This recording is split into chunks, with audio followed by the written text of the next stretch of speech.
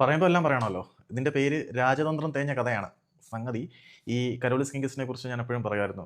മറ്റേ കടുവയെ പോലെ കാടറിയാതെ ഇരയറിയാതെ വേട്ടയാടുന്ന മഹാവേട്ടക്കാരനെന്ന്. അപ്പം ഒരു താരത്തിനെ പൊക്കണമെന്ന് കരുതി കഴിഞ്ഞാൽ വേറെ ആരും അറിയാതെ വളരെ സീക്രട്ടായിട്ട് താരത്തിനെ തങ്ങളുടെ കൂടാരത്തിലേക്ക് കൊണ്ടുവരുന്ന വ്യക്തി.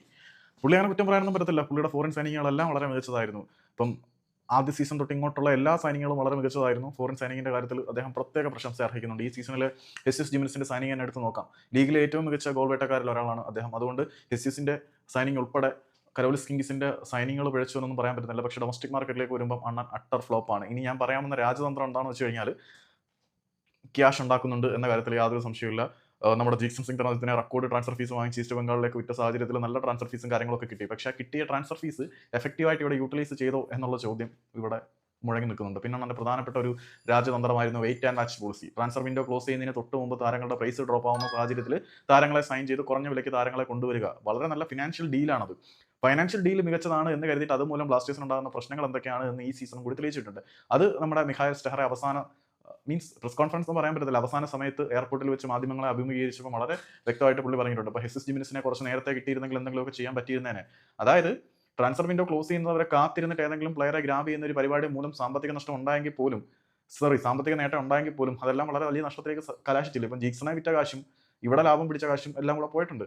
ഏതായാലും സ്റ്റെഹറെ പോകുമ്പം പുള്ളിക്കും പുള്ളിയുടെ ടീമിനും 4 കോടിയിലേറെ കോമ്പൻസേഷൻ നൽകേണ്ടി വരുന്നുണ്ട്. കാരണം കോൺട്രാക്ട് ഫുൾഫിൽ ചെയ്യുന്നതിന് മുമ്പ് പുള്ളിയെ കോൺട്രാക്ട് ടെർമിനേറ്റ് ചെയ്ത് ഒഴിവാക്കി വിടുമ്പോൾ പുള്ളിക്ക് കിട്ടേണ്ട ന്യായമായിട്ടുള്ള കോമ്പൻസേഷൻ തുക 4 കോടിയോളം വരുന്നുണ്ട്. ഈ 4 കോടിയോളം രൂപ ഇപ്പോൾ നഷ്ടം വരുത്തുന്നതിന് പകരം കുറച്ച് നേരത്തെ ട്രാൻസ്ഫർ മാർക്കറ്റിൽ ഇൻവെസ്റ്റ് ചെയ്തിരുന്നെങ്കിൽ കേരള ബ്ലാസ്റ്റേഴ്സിന് ഈ ഒരു പ്രശ്നം വരില്ലായിരുന്നു. സോ അണ്ണന്റെ അതിബുദ്ധി അണ്ണാക്കിലടിച്ച് കിട്ടി എന്നാണ് പറയാനുള്ളത്. അപ്പം ഇങ്ങനെ ഒരുപാട് കഥകൾ പറയാനുണ്ട്. പിന്നെ യഥാർത്ഥ വില്ലന്മാർ ഉണ്ട്, ഇപ്പോഴും അവരവിടെ അഭിരമിച്ചിരിക്കുകയാണ്. ഇപ്പം കരോളിസിനെയും ഒരു ഇരയായിട്ട് ഇപ്പോൾ കാണാൻ പറ്റത്തുള്ളൂ. ഇപ്പം 4 കോടി രൂപ കളഞ്ഞിട്ട് കരോളിസ് എന്തായാലും സ്വാഭാവികമായിട്ടും ബഡ്ജറ്റ് നോക്കുന്ന ആളായതുകൊണ്ട് ഇങ്ങനെ ഒരു ഡിസിഷനിലേക്ക് ആൾ വരാനുള്ള സാധ്യത കുറവാണ്. തലപ്പത്തിരിക്കുന്ന ആളുകളുടെ ആരുടെയൊക്കെ മുഖം രക്ഷിക്കാൻ വേണ്ടി എടുത്ത തീരുമാനമാണ്. പക്ഷേ എല്ലാം കൂടി അണ്ണാക്കിലടിച്ച് തിരിച്ച് കിട്ടിയിട്ടുണ്ട്. ആരാധകരാരും ഈ ഒരു തീരുമാനത്തിൽ മാനേജ്മെന്റ് കൂടെ നിൽക്കത്തില്ല. സ്റ്റെഹറെ പുറത്താക്കിയതുകൊണ്ട് ഇവിടെ ആർക്കും യാതൊരു വിധത്തിലുള്ള സാറ്റിസ്ഫാക്ഷനും കിട്ടിയിട്ടില്ല. പോകേണ്ടത് സ്റ്റെഹറെ ആയിരുന്നില്ല.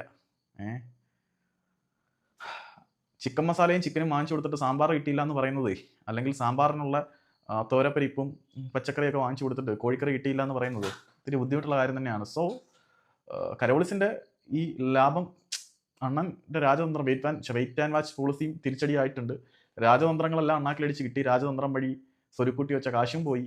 പട്ടാലം ആയിട്ടുണ്ട്. പിന്നെ ആരുടെയൊക്കെ മുഖം രക്ഷിക്കപ്പെടുമെന്ന് കാത്തിരുന്ന് കാണാം.